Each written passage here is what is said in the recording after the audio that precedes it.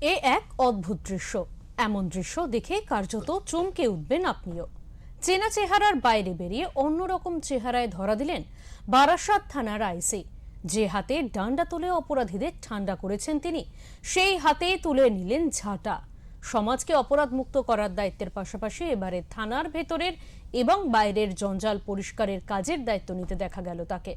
সরকার বদলেছে, সেই সাথে বদলেছে বারাসাত থানার পুলিশও। বারাসাত থানার আইসি সৌমুদে নিজের হাতে ঝাঁটা তুলে নিয়ে রবিবার সকাল থেকেই থানার ভেতরে জঞ্জাল থেকে শুরু করে থানার বাইরে জমে থাকা অ্যাক্সিডেন্টাল বাইকগুলিও ওখান থেকে সরিয়ে অন্যত্র নিয়ে যান। পরিষ্কার করেন থানার সামনে জমে থাকা বাগানের গাছের পাতা। সব নিজের হাতে পরিষ্কার করেন বারাসাত থানার আইসি সৌমুদে।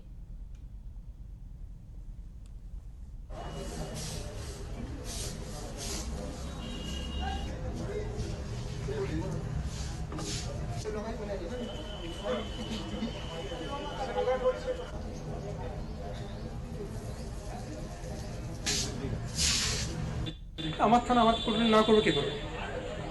ঠিক আছে, আমার সব অফিসার ফোর্স সিভিক যা আছে সবাই মিলে আমরা থানা পরিষ্কার করছি।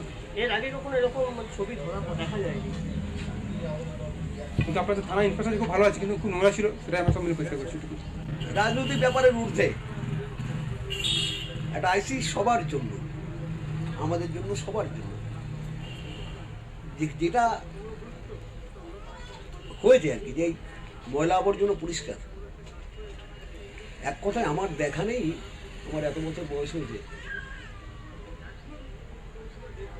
কোনো আইসি এই ধরনের কাজ করেছেন সমাজের বুকে।